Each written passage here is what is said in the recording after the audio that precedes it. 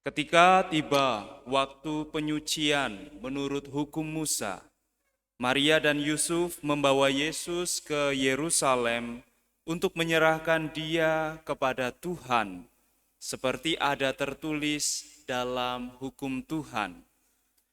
Semua anak laki-laki sulung harus dikuduskan bagi Allah. Juga mereka datang untuk mempersembahkan kurban menurut apa yang difirmankan dalam hukum Tuhan, yaitu sepasang burung tekukur atau 2 ekor anak burung merpati. Di Yerusalem ada seorang bernama Simeon. Ia seorang yang benar dan saleh, yang menantikan penghiburan bagi Israel. Roh Kudus ada di atasnya, dan kepadanya telah dinyatakan oleh Roh Kudus bahwa ia tidak akan mati sebelum melihat Mesias, yaitu Dia yang diurapi Tuhan. Atas dorongan Roh Kudus, Simeon datang ke Bait Allah. Ketika Yesus anak itu dibawa masuk oleh orang tuanya untuk melakukan baginya apa yang ditentukan hukum, Simeon menyambut anak itu dan menatangnya sambil memuji Allah.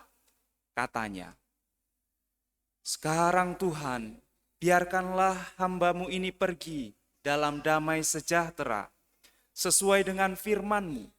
Sebab mataku telah melihat keselamatan yang datang dari-Mu, yang telah Engkau sediakan di hadapan segala bangsa, yaitu cahaya yang menyatakan kehendak-Mu bagi bangsa-bangsa lain, yang menjadi kemuliaan bagi umat-Mu Israel."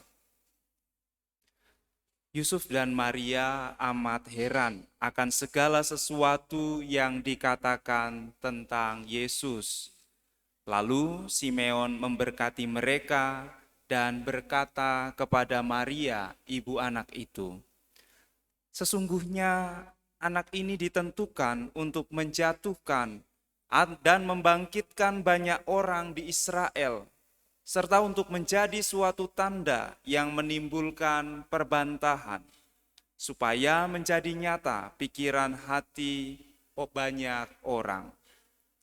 Tetapi kelak, suatu pedang akan menembus jiwamu sendiri." Pada waktu itu ada pula di Yerusalem seorang nabi perempuan anak Fanuel dari suku Asyer, namanya Hana. Ia sudah sangat lanjut umurnya. Sesudah menikah, ia hidup 7 tahun bersama suaminya dan sampai sekarang ia janda dan telah berumur 84 tahun. Ia tidak pernah meninggalkan bait Allah dan siang malam beribadah dengan berpuasa dan berdoa. Pada saat itu juga, Hana pun datang ke bait Allah dan mengucap syukur kepada Allah, serta berbicara tentang anak itu kepada semua orang yang menantikan kelepasan untuk Yerusalem.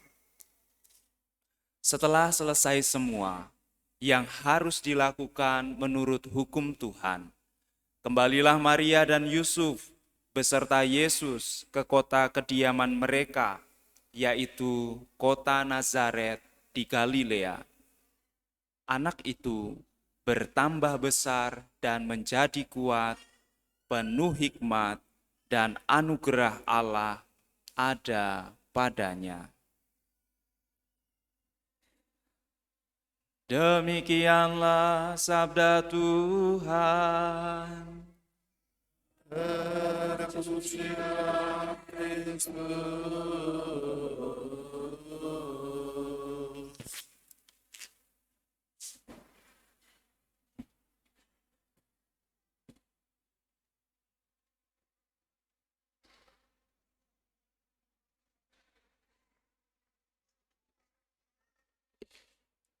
Romo, para suster, Bapak Ibu dan saudara-saudari yang terkasih, selamat sore.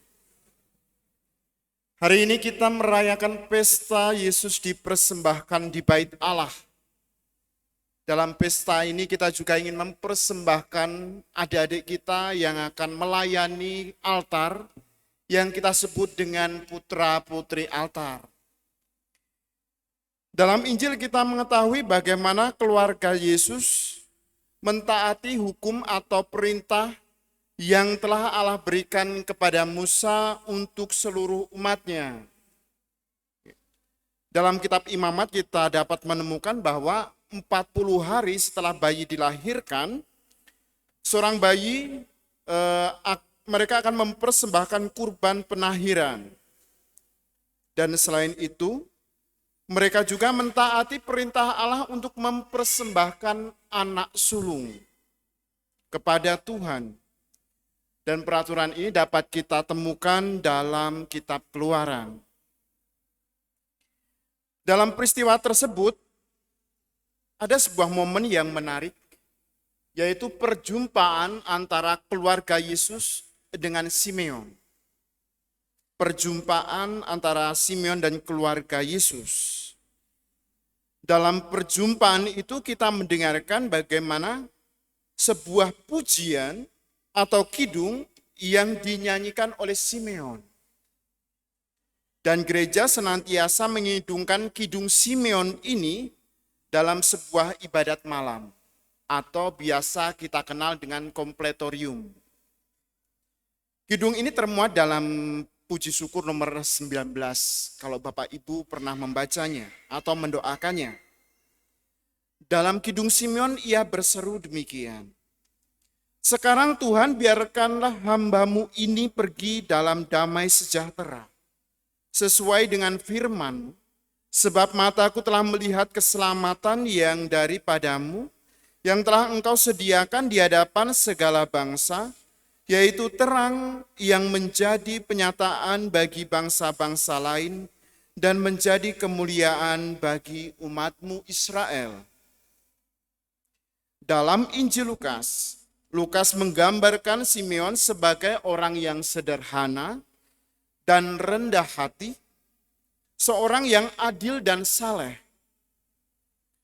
Ia menantikan penggenapan janji Roh Kudus, yaitu bahwa ia tidak akan meninggal sebelum melihat Kristus, Sang Mesias Tuhan. Simeon seperti seorang penjaga yang diutus Allah untuk menyaksikan datangnya terang. Dengan mata iman, ia telah melihat Sang Mesias sebelum matanya secara fisik menyaksikan Mesias itu sendiri. Dan sekarang, di tengah keramaian umat di bait Allah, ia melihat pasangan yang sederhana, seorang ibu yang membawa bayinya untuk dipersembahkan di bait Allah. Hatinya yakin bahwa terang yang dijanjikan bagi keselamatan itu telah hadir untuk umat manusia. Dalam momen ini Simeon memahami bahwa anak ini telah datang untuk mengorbankan dirinya demi keselamatan dunia. Ia juga tahu bahwa jalan menuju keselamatan akan penuh dengan penolakan, penderitaan, dan pada akhirnya anak ini akan disalibkan.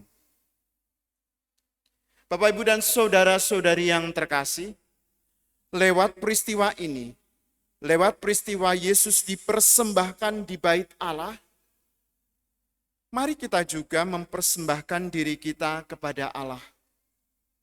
Seluruh hati kita kepada Allah.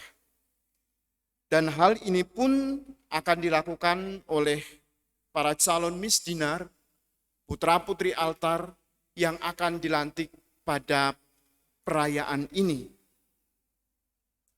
Mereka ingin mempersembahkan diri mereka dalam sebuah pelayanan. Meskipun seringkali kita merasa ragu, kita merasa takut, namun kita harus sadar bahwa Yesus selalu menyertai kita. Kita menemukan terang bagi langkah-langkah kita karena Yesus ada bersama kita. Dan damai yang harus kita bawa ke dunia itu harus kita wartakan juga kepada semua orang.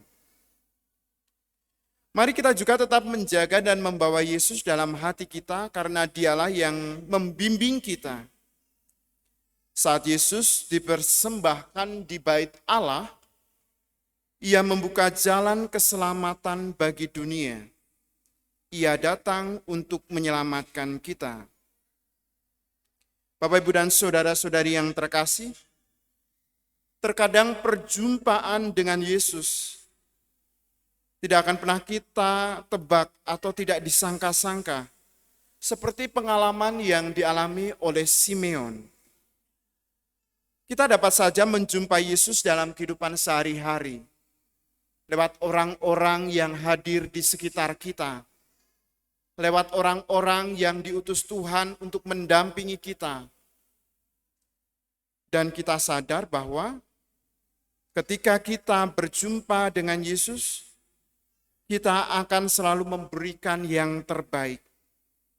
Maka mari kita mohon, semoga kita senantiasa mempersiapkan diri kita untuk berjumpa dengan Tuhan Yesus kapanpun dan dimanapun, agar damai sejahtera selalu menyertai kita. Kemuliaan kepada Bapa dan Putra dan Roh Kudus,